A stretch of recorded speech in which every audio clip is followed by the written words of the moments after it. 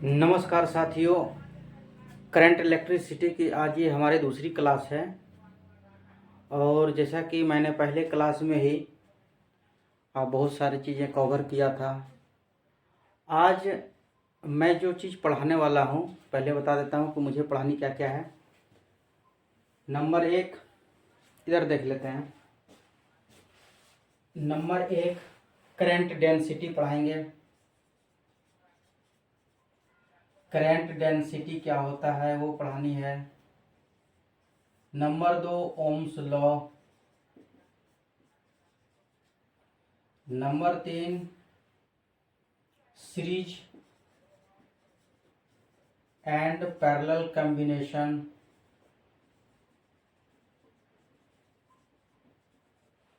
और नंबर चार, Kirchhoff's law.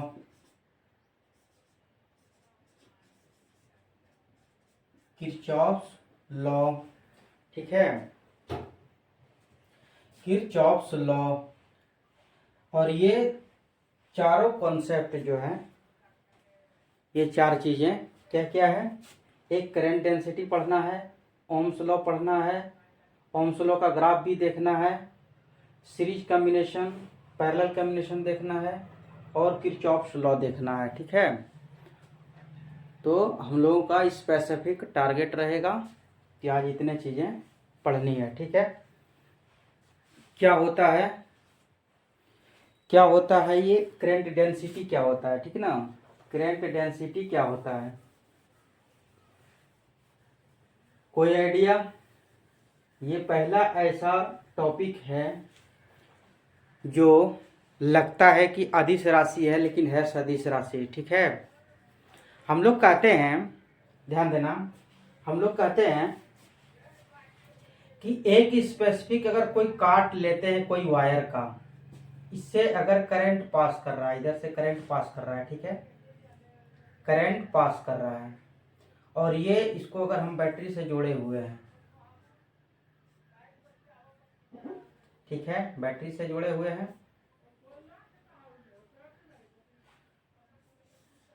ये वायर है,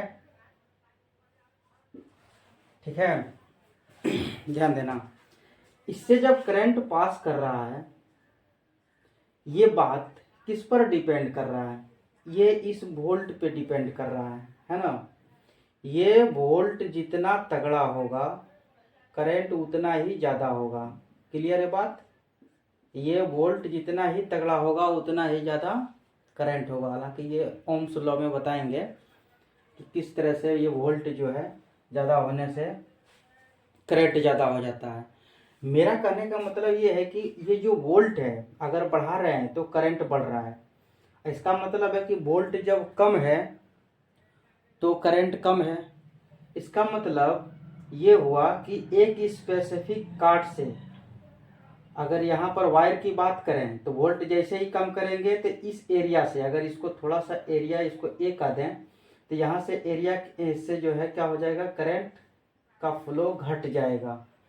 वोल्ट ज़्यादा है तो करंट डेंसिटी ज़्यादा है, वोल्ट कम है तो करंट कम हो जाता है। जैसे कि मान लेते हैं कि बैटरी में जब बैटरी से जब किसी टॉर्च को जो जोड़ते हैं ना, बैटरी से टॉर्च जुड़ा होता है, और बैटरी जैसे जैसे पुरानी होती जाती है तो उससे क्या होता है, उसकी वोल्टता जो है, उसकी क्षमता जो है धीरे धीरे कम होती जाती है, और करंट भी धीरे धीरे कम होती जाती है।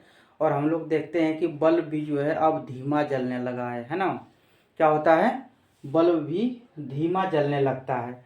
इसका मतलब ये हुआ कि वोल्ट अगर ज़्यादा है तो उस स्पेसिफिक वायर के एक स्पेसिफिक क्षेत्रफल से या स्पेसिफिक काट से क्या होगा कि ज़्यादा से ज़्यादा करंट फ्लो करेगा, ठीक है।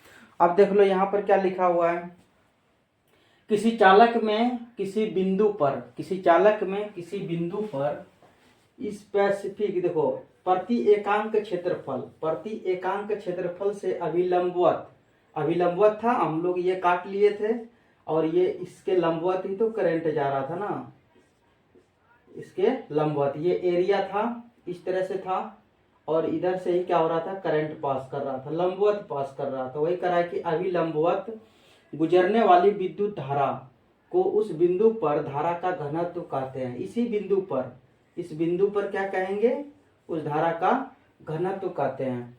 अब ये जो होता है इसका तो डायरेक्शन फिक्स है कि जिधर से, देखो यहाँ पर डायरेक्शन फिक्स है कि करंट का जो दिशा है वो इस तरफ है ना, इस तरह से इसका दिशा है।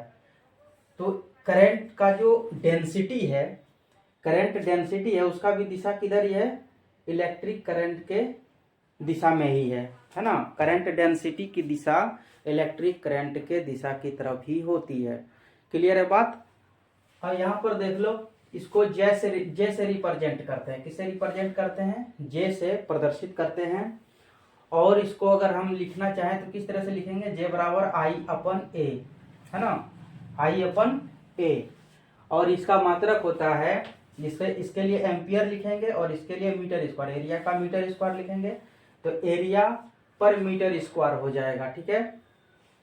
विद्युत धारा एक सदिश राशि है, सदिश राशि है तो दिशा किधर है, दिशा करंट के दिशा की तरफ ही है ना। अभी बताए कि जो इसकी दिशा होता है वो करंट के दिशा में ही होता है। करंट की दिशा किधर होती है, पॉजिटिव टर्मिनल से निकल करके नेगेटिव टर्मिनल की तरफ दौड़ लगाती है। ठीक है।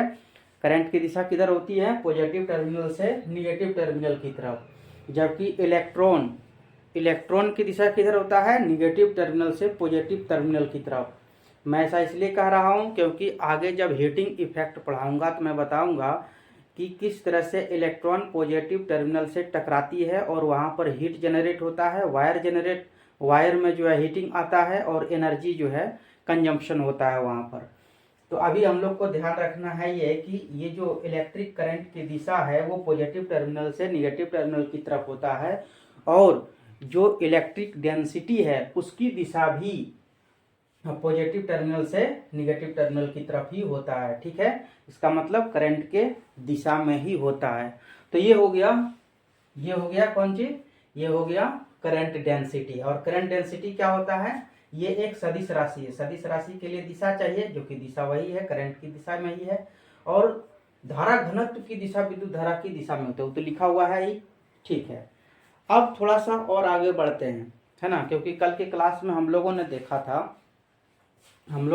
था कि I बराबर जो होता है, ये I बराबर जो होता है NE और ये VD, NEA VD, ये चीज हम लोगों ने पढ़ा था। NEA VD पढ़ा था करंट के लिए, है ना, NEA VD पढ़ा था।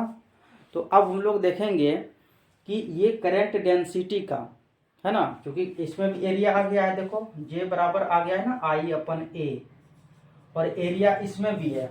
देखो यहाँ पर ऑब्वियस सी बात है कि रिलेशन तो हो ही जाएगा।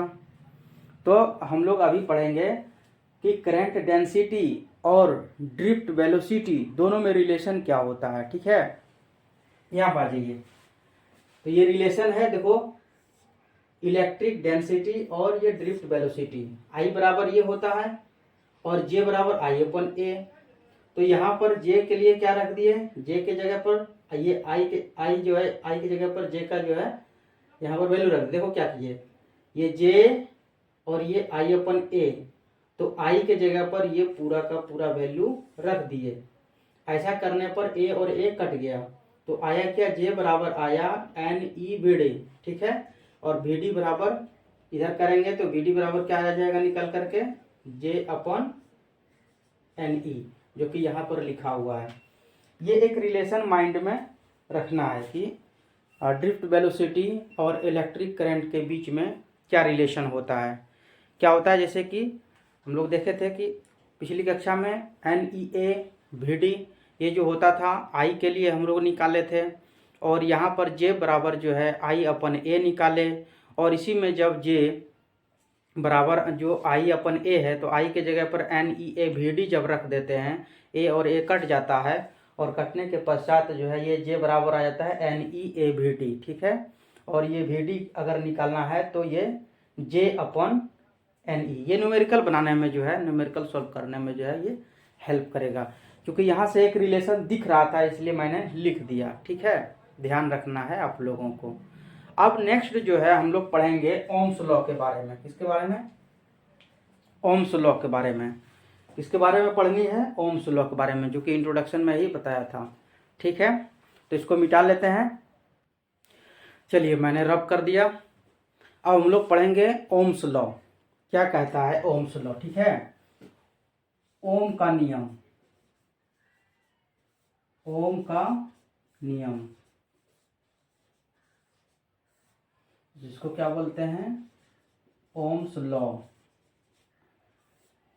ओम साहब ये कहते हैं कि जब किसी विद्युत परिपथ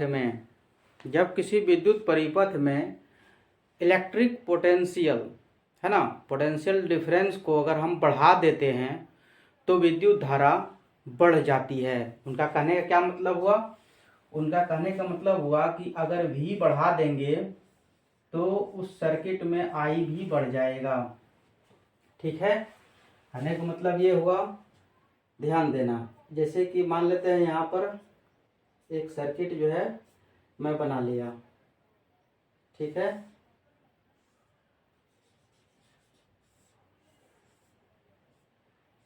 इस तरह से। ठीक है, यहाँ से जो है पॉजिटिव टर्मिनल और ये नेगेटिव टर्मिनल, यहाँ से जो है करंट निकल रहा है। इनका कहने का मतलब है कि ये पहले भी था, अगर भी था तो करंट आई चल रहा था, लेकिन जब इसी जगह पर V2 कर दिया जाए तो ये करंट भी जो है बढ़ करके I2 हो जाएगा। ठीक है, कहने का मतलब क्या हुआ कि ये वोल्ट जैसे जैसे बढ़ेगा, वोल्ट जैसे जैसे बढ़ाएंगे करंट वैसे वैसे बढ़ेगा। ठीक है, तो उनका मानना था कि इलेक्ट्रिक पोटेंशियल डिफरेंस, पोटेंशियल जब हम बढ़ाएंगे तो करंट बढ़ेगा। इसका मतलब पोटेंशियल डिफरेंस जो है ये डायरेक्टली प्रोपोर्शनल होगा आई के। और इस प्रोपोर्शनलिटी को जब हम हटा देते हैं तो इसके बदले आ जाता है आर, जो कि एक कांस्टेंट होता है। तो क्या कहते हैं? नियतांक। यार क्या होता है? नियतांक, जिसको कि कांस्टेंट बोलते हैं। और ये आर जो होता है वो डिफरेंट मेटल के लिए फिक्स होता है ना। एक कंडीशन यहाँ पर यह भी बताया गया कि ये जो V बराबर आई आर है, V बराबर जो आई आर है ये नियत ताप होना चाहिए। ताप क्या होना चाहिए? नियत तापमान होना चाहिए, मतलब तापमान बदलनी नहीं चाहिए। अगर तापमान बदलता है तो ये ओम्स का लॉ काम नहीं करेगा। मैं ऐसा क्यों कर रहा हूँ? देखो यहाँ से ग्राफ से देख लेते हैं। जैसे मान लेते हैं कि यहाँ पर ये भी हमने ले लिया, इस एक्सिस पे दिख रहा है? नहीं दिख रहा है? एक मिनट रुक जाओ।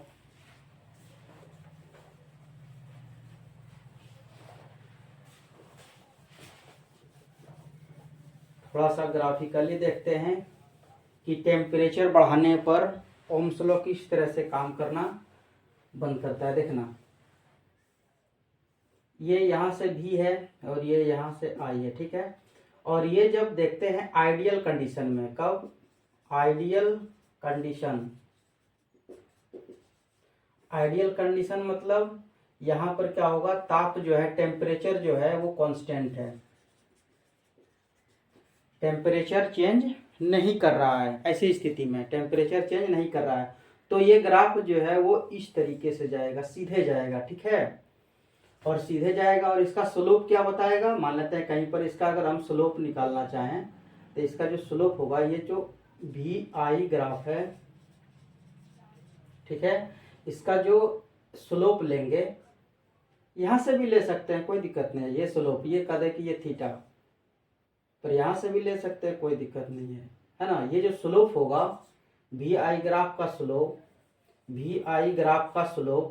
भी आई जो ग्राफ है इसका जो स्लोप होता है वो आर होता है ना, कांस्टेंट होता है। भी आई का जो ग्राफ का कांस्टेंट होगा वो क्या होगा? वो आर होगा। लेकिन जब इसमें टेम्परेचर बढ़ाया जाता है तो यही ग्राफ क्या करता है? मूव करने लगता है। ये इस तरह का स्ट्रेट लाइन नहीं रह जाता है, है ना। यहाँ से क्या करेगा, या तो इस टाइप का हो जाएगा या हो सकता है कि इस टाइप का हो जाए, है ना, टेम्परेचर कम और ज़्यादा करने पर।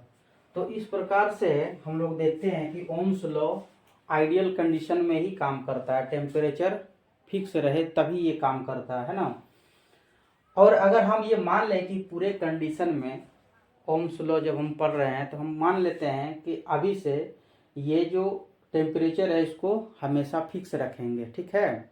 और इसी से जो है हम लोग सीरीज कॉम्बिनेशन बनाएंगे, इसी से हम लोग किरचॉफ्स लॉ पढ़ेंगे, है ना। ये सारी चीज़ें जो है फिक्स रहेगी। और ये जो है स्पेसिफिक मेटल के लिए सबके लिए जो है अलग अलग होता है। ये आर जो है, R is fixed for a special metal, चाहे वो सिल्वर हो, तांबा हो, ये सब के लिए आर जो है फिक्स होता है आइडियल कंडीशन में, ठीक है। तो हम लोगों ने क्या पढ़ा ओम्स लॉ में? ओम्स लॉ में पढ़ा कि पोटेंशियल डिफरेंस, या इनफैक्ट कहें कि पोटेंशियल को बढ़ाने पर, है ना, इलेक्ट्रिक पोटेंशियल को बढ़ाने पर करंट की जो मात्रा होती है, क्वांटिटी होती है, वो बढ़ जाती है ना। V is directly proportional to I, है ना। और जब ये प्रोपोर्शनलिटी को हटाते हैं तो R आता है, और यही R क्या होता है, कांस्टेंट होता है। और इसी को हम लोग क्या बोलते हैं, रेसिस्टेंस बोलते हैं। इसी R को क्या बोलते हैं हम लोग, रेसिस्टेंस। रेसिस्टेंस बोलते हैं। क्या होता है ये, रेसिस्टेंस होता है। रेसिस्टेंस मतलब प्रतिरोध, प्रतिरोध। और यही R जो है चेंज करता है कब, जब टेम्परेचर बढ़ा देते हैं तो R का जो है नेचर यहाँ पर बदल जाता है, ठीक है। ऐसा क्यों होता है, क्योंकि जब टेम्परेचर बढ़ाते हैं तो सर्किट के मॉलिक्यूल जो होते हैं, वायर के मॉलिक्यूल जो होते हैं, वो मूव करना शुरू कर देते हैं ना। तो ऐसे में होता है क्या, ध्यान देना, एक मिनट। तो टेम्परेचर बढ़ाने पर क्या होता है, मान लेते हैं ये कोई मेटल है और इसको हम हीट कर देते हैं, है ना। इसको क्या कर दें, हीट कर दें। हीट करने पर क्या होता है कि इसके मॉलिक्यूल जो होते हैं और जो इलेक्ट्रॉन होता है इसमें, वो गतिमान हो जाता है, ठीक है। तो जितना अवरोध ये पैदा कर रहा था, जितना अवरोध ये अवरोधक ये बन रहा था, इसके जो कैरेक्टरिस्टिक थे कि इसमें से इलेक्ट्रिक करंट जो है इतना ही पास होगा, तो क्या होता है कि हीट करने पर जो है मॉलिक्यूल गतिमान होता है और वो करंट तेजी से जो है चलने लगता है। करंट जो है इसमें करंट का फ्लो क्या होता है, बढ़ जाता है। तो वो आर तो उसके लिए फिक्स नहीं रहा, आर तो चेंज हो गया टेम्परेचर बढ़ने पर, है ना। आर चेंज हो गया, आर क्या कर गया, चेंज कर गया। इसको इस तरह से देख सकते हैं हम लोग, इस तरह से रेसिस्टेंस को दर्शाते हैं, है ना। तो इसके लिए अगर आर, है ना, यहां से देखते हैं, ये मान लेते हैं सिंपल सा रेसिस्टर है। अगर ये सिंपल सा रेसिस्टर है और ये हम नाइक्रोम का रेसिस्टेंस लेकर के आ गए, है ना। किसका है ये, नाइक्रोम का। अगर ये नाइक्रोम का है तो ये क्या करेगा, करंट को जाने ही नहीं देगा, रोक करके रखेगा, रोक करके रखेगा। यूं कहें कि बहुत स्मॉल मैग्नीट्यूड में जाने देगा। क्या करेगा, मैग्नीट्यूड, स्मॉल मैग्नीट्यूड में जाने देगा। ऐसे में क्या होगा, ये पूरा हीट हो जाएगा। नाइक्रोम का वायर क्या करेगा, पूरा हीट हो जाएगा, लाल हो जाएगा। और लाल होकर के क्या करेगा, यही हीटिंग जो है वो फिर क्या करने लगेगा, लाइट प्रोड्यूस करने लगेगा, लाइट प्रोड्यूस करने लगेगा, ठीक है। तो यहाँ पर ये नाइक्रोम का प्रॉपर्टी है। मैंने कहा कि रेसिस्टेंस जो होता है वो किसी भी मेटल का अपना प्रॉपर्टी होता है। तो यहाँ पर भी जो है देख रहे हैं ना, ये नाइक्रोम एक अलग तरीके का जो है मटेरियल है, और यहाँ पर एक नॉर्मल कोई चालक ले लेते हैं, है ना, कंडक्टर ले लेते हैं, तो वहाँ पर ये क्या आता है, ये कम जो है अवरोधक का काम करता है और ये ज़्यादा अवरोधक का काम करता है ना। तो ये जो है रेसिस्टेंस जो है किसी भी सब्सटेंसेस का या मेटल का अपना प्रॉपर्टी होता है, जो ये तय करता है कि उससे होकर के कितना करंट पास करेगा और कितना नहीं करेगा, है ना। तो ये स्पेसिफिक आइडियल कंडीशन में, आइडियल कंडीशन की ये बातें हैं, ठीक है। अब हम लोग पढ़ेंगे सीरीज कॉम्बिनेशन और पैरेलल कॉम्बिनेशन। तो हम लोग देख लिए ओम्स लॉ में कि V बराबर क्या हो रहा है, आई आर हो रहा है ना। इसका मतलब आई आर बराबर क्या हो जाएगा, V अपन आई हो जाएगा, या यूं कहें कि आई बराबर क्या हो जाएगा, V अपन आर हो जाएगा, ठीक है। अब हम लोग पढ़ेंगे सीरीज कॉम्बिनेशन और पैरेलल कॉम्बिनेशन, तो उसमें जो है इसी चीज का यूज होगा। तो पहला कॉन्सेप्ट लेते हैं सीरीज कॉम्बिनेशन का। सीरीज कॉम्बिनेशन,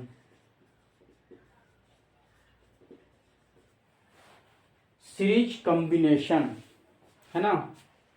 सीरीज कॉम्बिनेशन क्या पढ़ना है इसमें, सीरीज कॉम्बिनेशन में देखना है, तो सीरीज बना लेते हैं।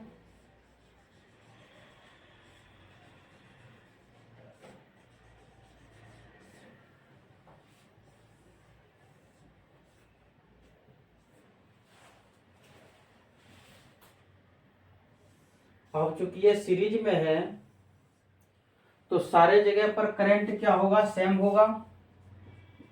ये भी है, ठीक है। इसको R1 मान लो, इसको R2 और इसको R3। सीरीज कॉम्बिनेशन की बात कर रहे हैं ना। यहां से करंट पास करेगा, यहां भी I ही रहेगा और यहां भी I रहेगा, इस जगह भी I रहेगा, यहाँ भी आई रहेगा और यहाँ भी आई रहेगा। कहीं पर आई जो है, आई का लैप्स नहीं होने वाला है, करंट का लैप्स नहीं हो रहा है या दूसरे सर्किट में नहीं जा रहा है, ठीक है। अगर इस जगह पर ये दोनों को ए बी सी और डी कह दें तो कोई दिक्कत नहीं होनी चाहिए, है ना। अब देखो ये सर्किट बना हुआ है, ये सर्किट क्या है, बना हुआ है। ध्यान देना, इसी जगह पर क्या होता है, अब इसमें से कई बार लिखाता है कंस्ट्रक्शन लिखाना होता है, वो 10th की बात है, बच्चों वाली बात यहाँ पर नहीं करनी है ना। यहाँ पर क्या करना है कि देखना है कि इसके कॉन्सेप्ट क्या है। तो V से V वोल्ट पर जब जोड़ा गया सर्किट को तो I करंट इससे जो है निकलता है, और ये क्योंकि हम लोग जानते हैं कि ये V जो होगा वो यहाँ से V बराबर आई आर, V बराबर आई आर और V बराबर आई आर जो होगा वो सबके समेशन के बराबर होगा, है ना। क्योंकि जितना करंट देगा, जितना यहाँ से करंट जाएगा और जितना इसका रेसिस्टेंस है वो दोनों का मल्टीप्लाई करेंगे तो ये वोल्ट जो है मिलते जाएगा। अगर मैं इसको ये कहूँ कि ये V1 है, ये V2 है और ये V3 है, ठीक है। तो अगर वोल्टता के रूल से देखा जाए तो ये क्या हो जाएगा, V बराबर क्या निकल के आएगा, V1 plus V2 plus V3, ये निकल के आएगा। ये V1 के लिए क्या लिखेंगे, V बराबर आई आर, तो I R1 plus I R2 plus I R3, ठीक है। I को कॉमन ले लेते हैं तो क्या निकल के आएगा, R1 plus R2 plus R3, ये भी है। अब देखो यहाँ पर हम लोग क्या निकालने वाले हैं, यहाँ पर रेसिस्टेंस निकालने वाले हैं, है ना। कंबाइंड रेसिस्टेंस जो होगा, ये सारे सर्किट में जितने भी रेसिस्टेंस जुड़े हुए हैं तो उसका कंबाइंड जो है रेसिस्टेंस निकालेंगे। ये सबके बदले, ये जितना भी लिखा हुआ है इसके बदले हम इधर जो है, क्योंकि यहाँ पर V बराबर क्या लिखेंगे, एक V और ये R इक्विवेलेंट, बड़ा वाला लिखते हैं R इक्विवेलेंट बराबर I, और ये हो जाएगा R1 plus R2 plus R3। अब देखो यहाँ भी ये क्या है, I सेम रहेगा, ये I खत्म हो जाएगा तो ये I और ये I जो है यहाँ से खत्म हो गया, तो R इक्विवेलेंट कितना निकल के आया, R1 plus R2 plus R3, और यही जो होता है हमारा इक्वेशन निकलता है R इक्विवेलेंट के लिए। अगर इस सर्किट में n नंबर का हो, मान लेते हैं कि ये सर्किट में जो है, ध्यान देना कि n नंबर का लगा हुआ है, रेसिस्टेंस। इस तरह से मान लेते हैं कि n नंबर तक चला गया। कहाँ तक चला गया? n नंबर तक। तो इस स्थिति में क्या करेंगे? इस स्थिति में क्या होगा कि यहाँ पर भी समेशन जो होगा R equivalent R1 plus R2 plus R3, और ये बढ़ते बढ़ते जो है कहाँ तक चल जाएगा? प्लस n तक। ठीक है, ये जनरलाइज हो गया कि कितना भी रेसिस्टेंस हो सीरीज में अगर जुड़ा हो तो सबका इक्विवेलेंट क्या हो जाएगा? समेशन हो जाएगा। तो ये था सीरीज कॉम्बिनेशन का। सीरीज कॉम्बिनेशन में क्या होगा? कितना भी रेसिस्टेंस हो सारे का समेशन हो जाता है ना, सारे का समेशन हो जाता है। अब हम लोग बात करेंगे पैरेलल का। ठीक है, तो यहाँ पर हमने क्या किया? इस भी चूंकि 3 सेक्टर में बटा हुआ है ना, इसी भी को जो है हम लोग जोड़ लिए। लेकिन अब जो पढ़ेंगे हम लोग पैरेलल कॉम्बिनेशन, तो पैरेलल कॉम्बिनेशन का भी देख लेते हैं कि पैरेलल कॉम्बिनेशन में क्या होता है। ये बात समझ में आ गया? ये याद रखना है, आर इक्विवेलेंट जब सीरीज में रहे तो सबका समेशन होता है, उसी को जोड़ करके न्यूमेरिकल बनाना है ना। मान लेते हैं इसमें से एक एग्जाम्पल ले लेते हैं, तो और ज्यादा क्लियर हो जाएगा।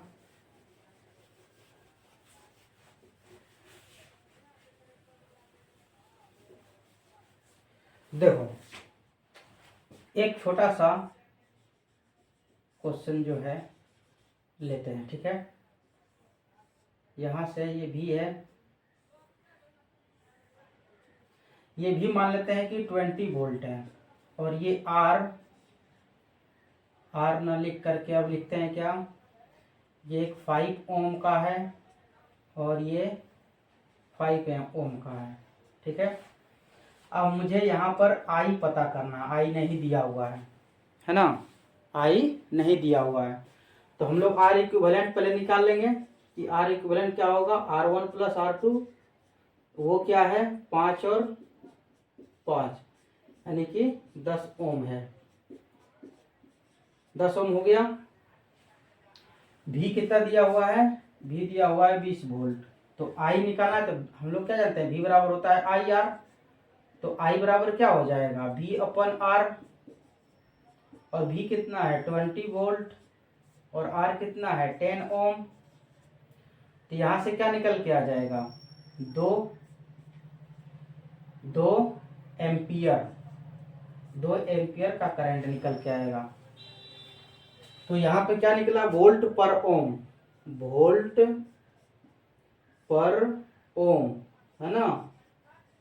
तो ये देखो, ये चीज पर ध्यान रखना है कि वोल्ट पर ओम कहीं पर लिखा है, मतलब वो एम्पियर को डिनोट कर रहा है। किसको डिनोट कर रहा है? एम्पियर को डिनोट कर रहा है। ठीक है, तो इस तरह से अगर बहुत सारा दे दिया, 10-20 ठो दे दिया, सबको जोड़ करके इसी तरह से निकालेंगे सीरीज कॉम्बिनेशन का। वो तो 10th में हम लोग पढ़ेंगे, लेकिन एक चीज यहाँ पर निकल के आया, वोल्ट पर ओम अगर कहीं पर है तो उसको एम्पियर कह लेंगे। ठीक है, अब चलते हैं पैरेलल कॉम्बिनेशन की तरफ कि पैरेलल कॉम्बिनेशन में क्या होगा। जैसा नाम से ही पता चल रहा है कि पैरेलल कॉम्बिनेशन में क्या होगा? सारे रेसिस्टेंस जो होंगे वो पैरेलल होंगे। सारे रेसिस्टेंस क्या होगा? पैरेलल होगा। कैसे? वो इस तरह से होगा। एक यहां पर मान लेते हैं, बना लेते हैं। अभी लंबा जो है ज्यादा नहीं खींच रहे हैं, छोटा सा ही करके समझा रहे हैं। ठीक है, सपोज दैट कि ये इस तरीके का है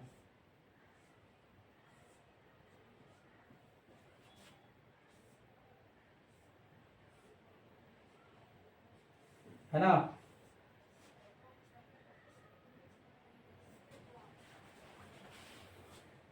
यहां ये भी से जुड़ा हुआ है। ठीक है,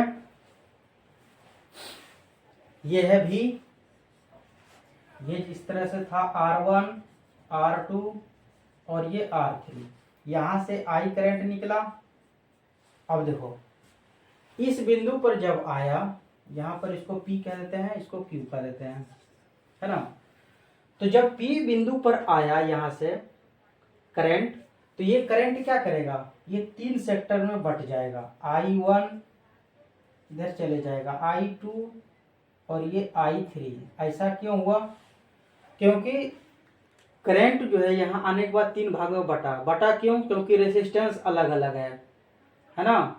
करंट डेंसिटी में हम लोग देख रहे थे ना, करंट डेंसिटी में कि कितना करंट जा रहा है। रेसिस्टेंस यहाँ पर मान लेते हैं ज़्यादा है तो करंट कम जाएगा, है ना, करंट डेंसिटी कम होगा। रेसिस्टेंस यहाँ पर ज़्यादा है, रेसिस्टेंस यहाँ पर ज़्यादा है तो करंट क्या होगा? कम जाएगा। रेसिस्टेंस कम है तो करंट ज़्यादा जाएगा, मतलब करंट डेंसिटी ज़्यादा होगा। तो इसी चीज़ को यहाँ पर अब हम लोग देखते हैं कि इसका इक्विवेलेंट कैसे निकालेंगे, इस रेसिस्टेंस का इक्विवेलेंट कैसे निकालेंगे। ठीक है, इसके लिए क्या करेंगे हम लोग, ये भी जो है यहाँ पर दिया गया है, भी क्या है? दिया गया है, ध्यान देना। आर इक्विवेलेंट के लिए क्या करेंगे, इसके लिए ये क्या निकालेंगे? IR हो जाएगा, इसके लिए IR2 हो जाएगा, इसके लिए IR3 हो जाएगा। अब यहां से अगर ध्यान दें, हाँ तो क्या देख रहे थे? भी देखो इस जगह पर यहां तक तो I आया है करंट। इस बार क्या करेंगे कि I बराबर जो है ये तीनों को ऐड करेंगे। देखना, ध्यान देना, I बड़ा वाला I है, ये किसमें किसमें बटा है? I1, I2 और I3 में बटा है। ठीक है, 3 सेक्टर में बटा है। ये I के लिए क्या लिखेंगे? देखो अब ध्यान देना, मैं ये कह रहा था कि ये P और Q के बीच में पोटेंशियल डिफरेंस तो सेम है, यही भी रहेगा। यही भी जो है ये दोनों बिंदु के बीच का पोटेंशियल डिफरेंस हमेशा रहेगा। मतलब ये भी इसके लिए भी है, ये भी इसके लिए भी है और ये भी इसके लिए भी है। मतलब ये तीनों के लिए जो भी है वो सेम है। पोटेंशियल डिफरेंस ये दोनों जो दिया गया है ये इसके लिए भी सेम है, बट चूंकि इसका रेसिस्टेंस ज़्यादा है या कम है उसके अनुसार से करंट जो है अलग हो जा रहा है ना। करंट इसमें I जा रहा है, I1 जा रहा है, I2 जा रहा है, I3 जा रहा है, ये केवल इसके रेसिस्टेंस की वजह से जा रहा है। पर यहाँ से ये मिल रहा है सभी को। यूं मान के चलिए कि ये भी क्या है? पिताजी हैं जो अपने तीनों बेटों को बांट रहे हैं बराबर बराबर। पर ये तो बराबर देना चाह रहे हैं, लेकिन ये है ऐसा कि बराबर लेना ही नहीं चाह रहे हैं, मतलब बराबर करंट नहीं लेना चाह रहे हैं। लेकिन अगर ये सबका नेचर एक हो जाए, सारे के सारे सिल्वर हो जाएं या सारे के सारे कॉपर हो जाएं, तो क्या करेगा? करंट सेम जाने लगेगा उसमें। लेकिन अभी ये क्या कर रहा है?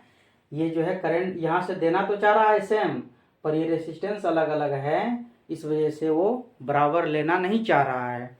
तो अगर ऐसा है तो मुझे तो करंट तो मिल ही गया है कि करंट तीनों में I1, I2, I3 है। तो अब इसी पर बैठेंगे। I1 के लिए क्या लिखेंगे? यहाँ पर ध्यान देना, ये जो है V बराबर IR1 होगा। इस तरह से I1 R1, तो यहाँ से I क्या निकल के आएगा? V/R1 ये निकल के आएगा बिल्कुल। तो इसके लिए क्या लिखेंगे? V/R1 प्लस, उसी तरह से यहाँ भी आएगा, यहाँ पर भी I2 क्या निकल के आएगा? तो V/R2, यहाँ पर लिख देंगे V/R2 प्लस, यहाँ पर क्या लिखेंगे? V/R3, I3 बराबर, ठीक है। तो यहाँ पर क्या लिख देंगे? V/R3। अब ध्यान दो, ये सारी चीजें आ गया है और ये कंप्लीट जो बड़ा वाला सेट है इसके लिए क्या आ जाएगा? I V/R इक्विवेलेंट आएगा। अब देख लो,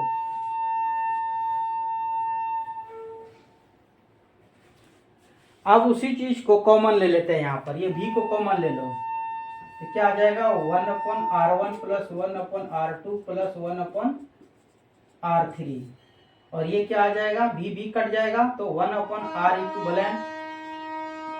R इक्विवेलेंट बराबर क्या हो जाएगा? 1/R1 plus 1/R2 plus 1/R3। ये जो है R इक्विवेलेंट निकल के आ गया, ठीक है। ये आ गया निकल करके। इसी तरीके से यहाँ पर देख लेते हैं, अगर n नंबर तक हो, ये रेसिस्टेंस n नंबर तक हो जाए, इस तरीके से हो जाए, n नंबर तक होगा तो कैसे होगा, इस तरीके से,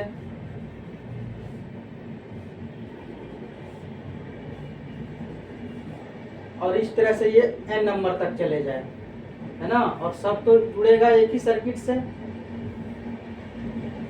यूं मान के चलें कि सब तो जुड़ेगा एक ही सर्किट से, और ये n नंबर तक अगर जा रहा है, यहाँ पर मान लेते हैं कि बैटरी लगा लेते हैं, ठीक है, n नंबर तक है, अगर n नंबर तक होगा तो इस जगह पर एक ही चीज जो है वो चेंज करेगा, क्या कि R इक्विवेलेंट जो हो जाएगा वो होगा 1/R1 plus 1/R2 plus 1/R3, और इस तरह से n नंबर तक चला जाएगा, ठीक है, n नंबर तक रहेगा तो n नंबर तक का ये इक्विवेलेंट हो जाएगा। ये जनरलाइज कॉन्सेप्ट हो गया। तो इस तरह से R इक्विवेलेंट पैरेलल वाले में निकाला जा सकता है, ठीक है, R इक्विवेलेंट पैरेलल वाले में निकाला जा सकता है। इस पर एक क्वेश्चन देख लेते हैं कि किस तरह से आता है। क्वेश्चन में होगा क्या, देख लेते हैं। मान लेते हैं कि एक छोटा सा सर्किट ले लिए,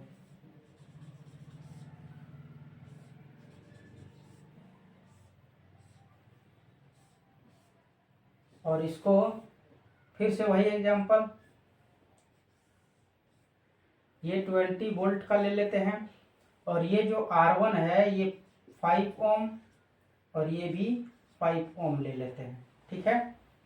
तो अब I निकालना है, जिसके लिए पहले R इक्विवेलेंट क्या होगा, तो R इक्विवेलेंट जब हम निकालेंगे तो 1/R1 लिखेंगे, ये 1/5 हो जाएगा, 1/5 हो जाएगा, एलसीएम लेंगे, ये हो जाएगा 5, ये 1 प्लस ये 1, तो हो गया 2/5। यहाँ पर क्या हो गया, R इक्विवेलेंट बराबर 2/5, तो ये R इक्विवेलेंट क्या हो जाएगा, जस्ट अपोजिट हो जाएगा इसका, 5/2, ठीक है, 5/2 आ गया। तो R इक्विवेलेंट कितना आ गया, R इक्विवेलेंट आ गया 5/2, V क्या है 20 वोल्ट, तो I क्या हो जाएगा, तो V बराबर क्या होता है, IR होता है, तो ये क्या हो जाएगा V/R, ये 20 है और ये R है कितना 5/2, तो ये 2 पर चल जाएगा, तो हो गया 8 एम्पियर का करंट जो है यहां से निकलेगा, 8 एम्पियर का करंट, 8 एम्पियर का करंट निकलेगा। और जैसा कि देखने से ही पता चल रहा है कि आधा आधा इसमें जाएगा, है ना, 5/2 इसमें जाएगा करंट और 5/2 इसमें जाएगा करंट, आधा आधा में बट जाएगा, ठीक है। अब इसको मल्टीप्लाई देखो कर लो, 25/2 25/2, और ऐसा करेंगे तो यहाँ से ये मिल जाएगा जोड़ करके, है ना। तो हम लोग देख रहे हैं कि करंट जो है दोनों में क्या हो गया, हाफ हाफ बट गया। कैसे पता चला कि हाफ बट गया, इसमें कितना गया और इसमें कितना गया, यहाँ से तो बराबर जानी है, आई कितना निकल के आया 8, तो आई जब 8 निकल के आया तो आई को जब आधा करेंगे ये हो जाएगा 4 एम्पियर और ये हो जाएगा 4 एम्पियर। क्यों, क्योंकि बताया था ना कि यहाँ से बराबर बांटने का, ये तो बराबर बांटने की कोशिश कर रहा है, और हमने कहा था कि अगर दोनों का रेसिस्टेंस सेम हो जाए तो बराबर बराबर बट जाएगा, तो 4 एम्पियर बट गया। तो ये था इस पर बेस्ड क्वेश्चन। अब हम लोग पढ़ेंगे एक नया चीज और, किरचॉफ्स लॉ से रिलेटेड, ठीक है। तो किरचॉफ्स लॉ भी पढ़ेंगे, पर ये क्लास चूंकि लंबा हो रहा है इसलिए इसको शॉर्ट करते हैं। कैसी लगी क्लास, क्या कोई डाउट है?